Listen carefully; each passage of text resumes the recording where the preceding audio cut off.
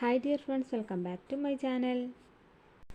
അപ്പോൾ ഇന്ന് ഞാൻ എല്ലാ വീട്ടമ്മമാർക്കും യൂസ്ഫുൾ ആയിട്ടുള്ളൊരു വീഡിയോ ആയിട്ടാണ് വന്നിട്ടുള്ളത്. അപ്പോൾ വീഡിയോ മുഴുവനായിട്ട് നിങ്ങൾ സ്കിപ്പ് ചെയ്യാതെ കാണാം. അപ്പോൾ നമുക്ക് നേരെ വീഡിയോയിലോട്ട് പോകാം. അപ്പോൾ ഫസ്റ്റത്തെ ടിപ്പ് എന്താണെന്ന് നോക്കാം. അപ്പോൾ നമ്മളൊക്കെ ഇതുപോലെ പാനിൽ എന്തെങ്കിലുമൊക്കെ ഫ്രൈ ചെയ്തിട്ടുണ്ടെങ്കിൽ ഒരുപാട് എണ്ണ പാനിൽ ഇതുപോലെ ഉണ്ടാവും. അപ്പോൾ ഇത് നമ്മൾ ഇങ്ങനെ കൊണ്ടുപോയിട്ട് നേരിട്ടിട്ട് ഇതിൽ വെള്ളമൊഴിച്ചിട്ട് സോപ്പ് ഉപയോഗിച്ചിട്ട് കഴുകുകയാണെങ്കിൽ നല്ല ക്ലീൻ ആയിട്ടൊന്നും കിട്ടില്ല. മാത്രമല്ല നമ്മുടെ പാത്രം കഴുകുന്ന സ്ക്രബ്ബറുമ്മലൊക്കെ ആകെ എണ്ണയൊക്കെ ആവാനായിട്ടൊരു ചാൻസ് ഉണ്ട്. അപ്പോൾ അതില്ലാതിരിക്കാൻ ഇതുപോലെ ഞാൻ ആ പാനിൽ കുറച്ച് ഗോതമ്പ് പൊടി ഇതുപോലെ ഒന്ന് സ്പ്രെഡ് ചെയ്ത് കൊടുത്തിട്ടുണ്ട്. എന്നിട്ട് നമ്മൾ ഒരു ടിഷ്യൂ അതല്ലെങ്കിൽ ഒരു കോട്ടൻ്റെ തുണിയോ വെച്ചിട്ട് ഇതുപോലെ നന്നായിട്ടൊന്ന് തുടച്ചെടുക്കുകയാണെങ്കിൽ ആ എണ്ണയൊക്കെ പോയിട്ട് കിട്ടും. എന്നിട്ട് നമ്മൾ വെള്ളവും സോപ്പും ഉപയോഗിച്ചിട്ട് അതൊന്ന് കഴുകിയെടുക്കുകയാണെങ്കിൽ ഒട്ടും എണ്ണ ഒന്നും ഇല്ലാണ്ട് നല്ല ക്ലീൻ ആയിട്ട് തന്നെ കിട്ടും. അപ്പോൾ ഇതിന് വേണ്ടിയിട്ട് നമുക്ക് വീട്ടിൽ ഡേറ്റ് കഴിഞ്ഞ ഗോതമ്പ് പൊടിയോ അരിപ്പൊടിയോ ഒക്കെ ഉണ്ടെങ്കിൽ അതൊക്കെ ഉപയോഗിക്കാം. അതല്ലെങ്കിൽ ഡേറ്റ് കഴിഞ്ഞ പൗഡർ ഉണ്ടെങ്കിൽ അത് ഇതിന് വേണ്ടി നമുക്ക് യൂസ് ചെയ്യാവുന്നതാണ്. അപ്പോൾ അത് നിങ്ങൾക്ക് കണ്ടാൽ തന്നെ മനസ്സിലാവും ആ എണ്ണയൊക്കെ പോയിട്ട് നല്ല ക്ലീൻ ആയിട്ട് തന്നെ കിട്ടിയിട്ടുണ്ട്. ഇനി ഇത് വാഷ് ചെയ്തെടുക്കുകയാണെങ്കിൽ നമുക്ക് എളുപ്പത്തിൽ എണ്ണയൊക്കെ പോയിട്ട് കിട്ടും. അപ്പോൾ ഇനി അടുത്ത എന്താണെന്ന് നോക്കാം.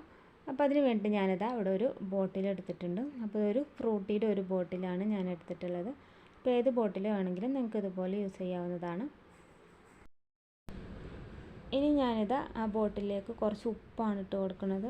അപ്പോൾ ഞാനിവിടെ പൊടി ഉപ്പാണ് എടുത്തിട്ടുള്ളത്. അപ്പോൾ കല്ലുപ്പ് വേണമെങ്കിൽ അത് വേണമെങ്കിൽ നിങ്ങൾക്ക് ഇതിന് പകരമായിട്ട് യൂസ് ചെയ്യാം. അപ്പോൾ ഒരു ടീസ്പൂണോളം ഉപ്പ് ഞാൻ ഈ ഒരു ബോട്ടിലിൽ ഇട്ട് കൊടുക്കുന്നുണ്ട്. അപ്പോൾ നമ്മുടെ ടോയ്ലറ്റ് നല്ല ഫ്രഷ് ആയിരിക്കാൻ, നല്ല ഫ്രഷ് സ്മെല്ലുണ്ടായിരിക്കാൻ വേണ്ടിയിട്ടുള്ള ഒരു ടിപ്പാണ് ഇപ്പോൾ ഇവിടെ കാണിക്കുന്നത്. അപ്പോൾ ഞാനിതാ ബോട്ടിൽ ഉപ്പിട്ട് കൊടുത്തിട്ടുണ്ട്. ഇനി ഇതാ ഞാനിവിടെ എടുത്തിട്ടുള്ളത് കുറച്ച് കുളിക്കുന്ന സോപ്പിൻ്റെ കഷ്ണങ്ങളാണ്. അപ്പോൾ നമ്മൾ സോപ്പ് ഉപയോഗിച്ചിട്ട് അത് കഴിയാനായിട്ടുണ്ടെങ്കിൽ തേഞ്ഞ് പോയിട്ടുണ്ടെങ്കിൽ അത് ഇതുപോലെ ലാസ്റ്റൊക്കെ എത്തുമ്പോൾ അങ്ങനെ പൊടിഞ്ഞിട്ട് ചെറിയ ചെറിയ കഷ്ണങ്ങളൊക്കെ ആവും. അപ്പോൾ നമ്മളതൊക്കെ ഉപയോഗിക്കാതെ അങ്ങനെ വേസ്റ്റാക്കി കളയാനാണ്. അപ്പോൾ അങ്ങനെ ഉപയോഗിച്ച് കഴിയാനായിട്ടുള്ള സോപ്പിൻ്റെ കുറച്ച് പീസാണ് ഇവിടെ എടുത്തിട്ടുള്ളത്. അത് ഞാനിതാ കൈ വെച്ചിട്ട് തന്നെ ഒന്ന് ചെറുതായി ഒന്ന് കഷ്ണാക്കിയിട്ട് അത് ഈ ബോട്ടിലിനുള്ളിലൊക്കെ ഒന്ന് ഇട്ട് കൊടുക്കുന്നുണ്ട്. ഇനി ഞാനിതിലേക്ക് നല്ലൊരു സ്മെല്ലിന് വേണ്ടിയിട്ട് കുറച്ച് കംഫർട്ട് കൂടി ഒഴിച്ച് കൊടുക്കുന്നുണ്ട്. അപ്പം ഒരു ടീസ്പൂണോളം കംഫർട്ട് ഞാനിതിൽ ഒഴിച്ച് കൊടുക്കുന്നുണ്ട്. കംഫർട്ടും കൂടി ഒഴിച്ച് കൊടുത്തിട്ടുണ്ടെങ്കിൽ നല്ലൊരു സ്മെല്ലുണ്ടായിരിക്കും. ഇനി കംഫർട്ടും ഒഴിച്ച് കൊടുത്തിട്ട് ഇനി ഞാൻ ആ ബോട്ടിൽ ആ ഒരു അടപ്പിൽ കുറച്ചും കൂടെ വെള്ളം കൂടി എടുത്തിട്ടൊന്ന് ചേർത്ത് കൊടുക്കുന്നുണ്ട്. അപ്പോൾ ഞാനിതാ കംഫർട്ടിൻ്റെ അടപ്പിൽ കുറച്ച് വെള്ളം എടുത്തിട്ട് അതൊന്ന് ഈ കുപ്പിയിലോട്ട് ഒഴിച്ച് കൊടുക്കുന്നുണ്ട്.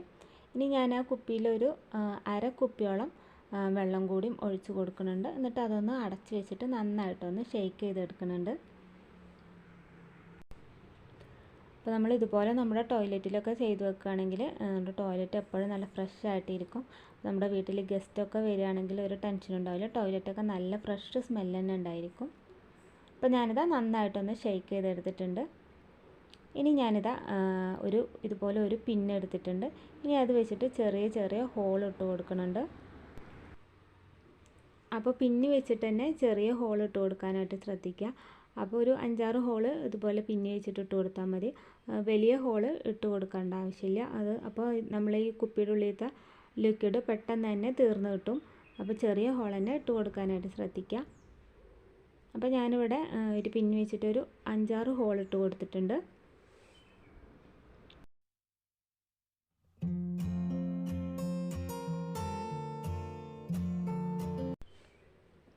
അപ്പോൾ ആ ഒരു ഹോളിലൂടെ ഇതുപോലെ കുപ്പി ഇതുപോലെ ചെരിച്ച് വെച്ചിട്ടുണ്ടെങ്കിൽ ഇതുപോലെ കുറേശ്ശെ ലിക്വിഡ് ആ ഹോളിലൂടെ ഇതുപോലെ വരുന്നതായിട്ട് നിങ്ങൾക്ക് കാണാനായിട്ട് പറ്റും.